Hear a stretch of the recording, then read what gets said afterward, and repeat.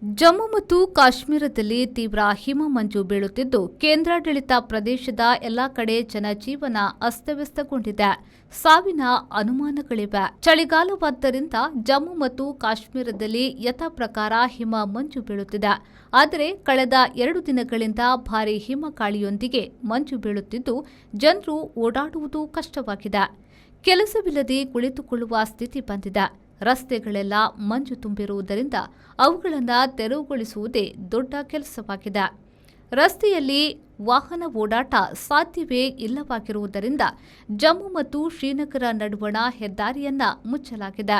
ಮಂಜೆತ್ತುವ ಕೆಲಸವೂ ನಡೆದಿದೆ. ಮತ್ತೆ ಹೆದ್ದಾರಿ ಯಾವಾಗ ತೆರೆಯುತ್ತದೆ ಎನ್ನುವ ಬಗೆಗೆ ಅನಿಶ್ಚಿತತೆ ಇದೆ. ಸೋನಾಮಾರ್ಗ್ ಪ್ರವಾಸಿ ಕೇಂದ್ರದ ಸುತ್ತ ಹಲವು ಕಡೆ ಹಿಮ ಕುಸಿತವಾಗಿದೆ. ಹಿಮ ಕುಸಿತವಾಗಿ ಅದು ವಾಹನಗಳು ಮತ್ತು ಮನೆಗಳ ಮೇಲೆ ಬಿದ್ದು ಅವುಗಳು ಮುಚ್ಚಿ ಹೋಗಿವೆ. ಆ ಕಾರಣದಿಂದಾಗಿ ಸಾವು ನೋವು ಆಗಿರಬಹುದು ಎನ್ನಲಾಗಿದೆಯೇ ಹೊರತು ಖಚಿತ ಮಾಹಿತಿ ನೀಡಲಾಗಿಲ್ಲ. ಹಿಮ ಕುಸಿತ ನಡೆದು ಎದುರಿನ ಕಟ್ಟಡಗಳನ್ನು ಮುಚ್ಚಿ ಹಾಕಿದ ಸಿಸಿಟಿವಿ ದೃಶ್ಯಾವಳಿಯು ಹೊರಬಿದ್ದಿದ್ದು ಎದೆ ನಡುಗಿಸುವಂತಿದೆ. ಈ ಪ್ರದೇಶವು ಹಿಮಕುಸಿತ ಹೆಚ್ಚಾಗಿ ನಡೆಯುವ ಸ್ಥಳಗಳಲ್ಲಿ ಒಂದಾಗಿದೆ. ಮೊನ್ನೆಯೇ ಈ ಬಗೆಗೆ ಜನರಿಗೆ ಎಚ್ಚರಿಕೆಯನ್ನ ಕೂಡ ನೀಡಲಾಗಿತ್ತು. ಹಾಗಾಗಿ ಸಾಕಷ್ಟು ಮಂದಿ ಎಚ್ಚರಿಕೆ ವಹಿಸಿದ್ದರು ಎನ್ನಲಾಗಿದೆ.